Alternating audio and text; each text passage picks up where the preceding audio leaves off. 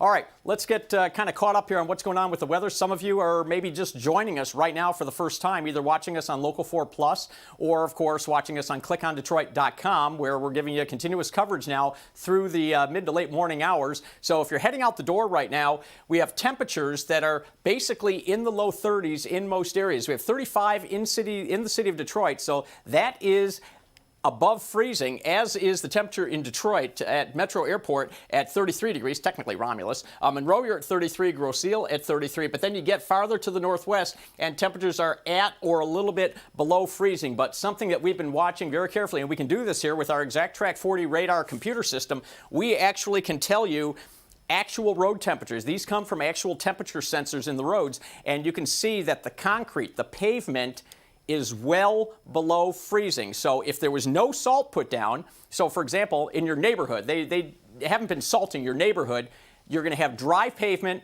with snow on top of that. Now, again, they've been salting on a lot of the freeways, so when I came in, and that was, oh gosh, a couple of hours ago, when I came in, the freeways were mainly just wet here, and so that was a result of the salt. But again, with the road temperatures below freezing, what we're looking at is snow that will accumulate on the pavement and be basically snow without ice under the pavement. But as again, we just talked about with Craig Bryson, with the salt melting snow, as the snow continues to fall, that's additional liquid that you're melting, and it just kind of dilutes the salt water solution there. And we could then, at some point, as I mentioned, we could get a little bit of ice developing on those roads that will have to be addressed later on.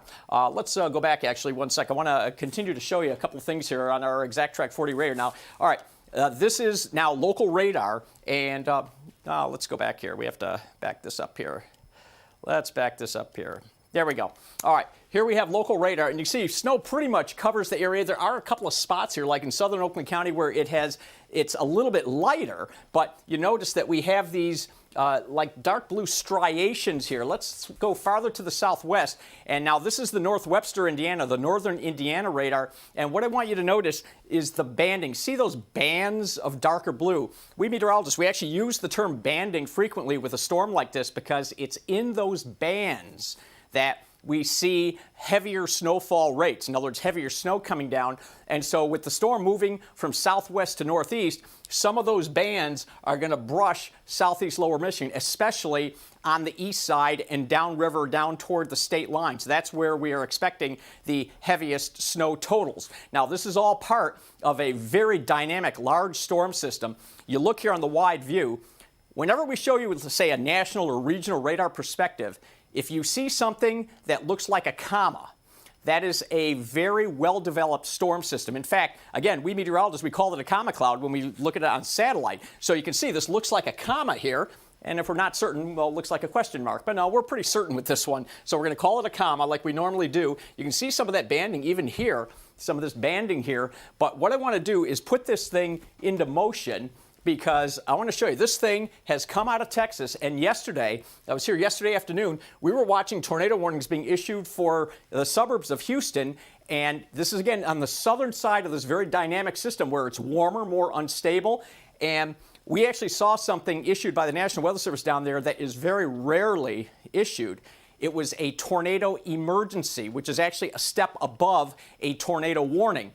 We had a large destructive tornado on the ground in a highly populated area. So there was actually not just quote-unquote severe weather, but we had a tornado emergency issued for the suburbs of Houston. But again, as this thing has come to the northeast, you can see that we're on the cold side of this thing, so it's all snow for us. But this type of storm is something we call a Texas hooker. So in other words, they come out of the west down to Texas, and then they hook up to the northeast toward the Great Lakes. So that's a very common term. I've known that term for 40 years here as a meteorologist. So these Texas hookers, one thing that's important about them is that as they come out of Texas, they are able to draw up lots of moisture from the Gulf of Mexico.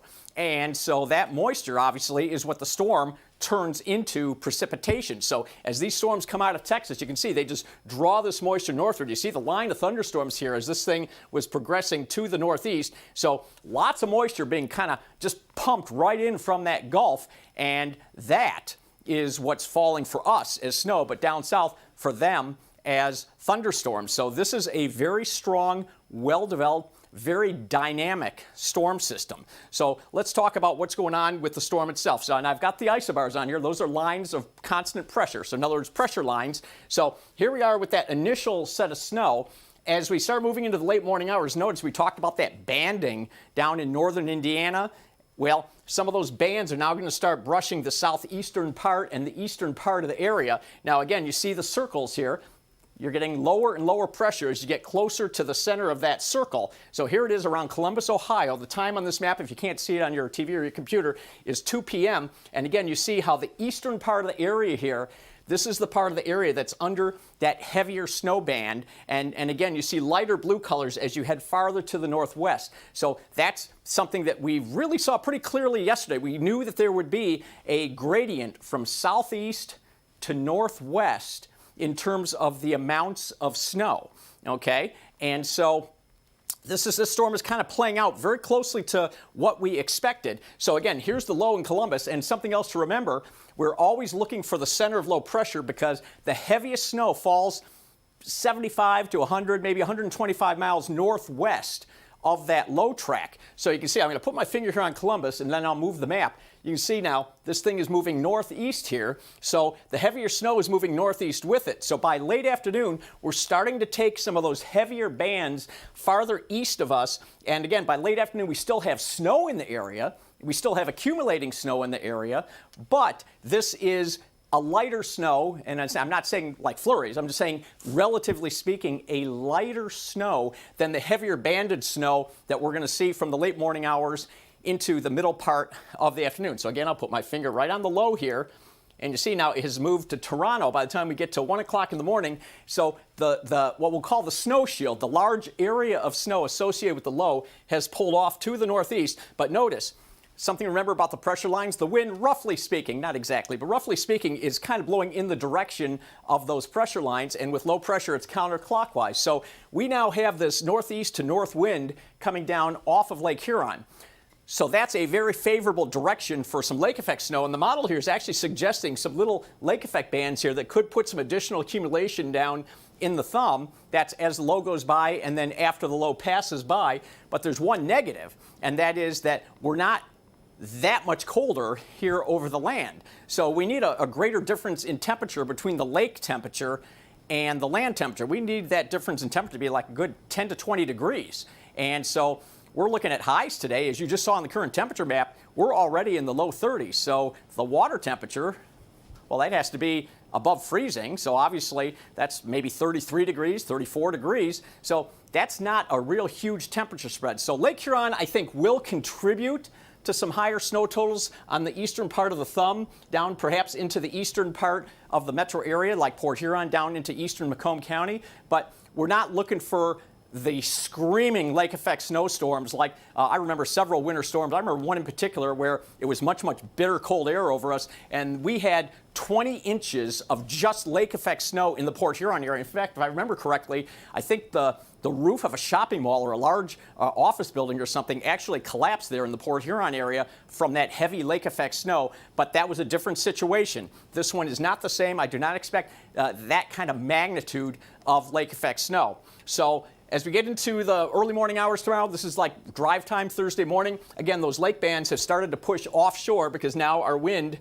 is now more of a north-northwest direction. So again, any lake effect component here is now off to our east in Ontario. Notice we still have some lake bands coming down off of Lake Michigan to the west. So if you're driving out 94, you know anybody coming back from Chicago, they may run into some of those squalls on the southern end of Lake Michigan.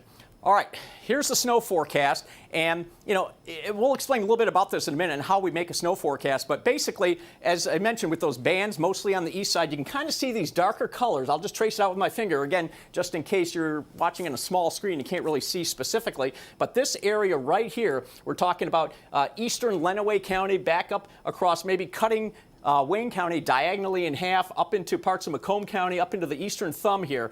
That's that area with, again, parallel to the track of the low. The low is coming just like this. So again, the closer you are to the low, which is this area right here, that's where the heavier snow is going to be. So that stuff is going to be, again, I think we're going to see the highest amounts. We're looking at 4 to 6, 5 to 6 inches in spots. There could be, again, Some of those bands are pretty narrow, so there could be some spots that maybe get under an extra band or two and for a longer period of time. And when that happens, you can put down another inch or two of snow. So we're talking about, I think, a widespread average of 4 to 6 inches in this area here. But then there could be some isolated spots where maybe you get a 6th, 7th, or an 1/8 inch. So that's kind of the spread right now. And then as you get farther to the northwest, we're looking at more like the 4 to 5 inch range. And by the time we get to Flint, this model might actually be overdone. By the time we get to Flint, we might be looking at only perhaps 3 inches or so. So again, the low is tracking like this, right up here to the northeast. So the closer you are to the low, the closer you are to the heaviest stripe of snow, and that's why the amounts diminish as you head back to the northwest.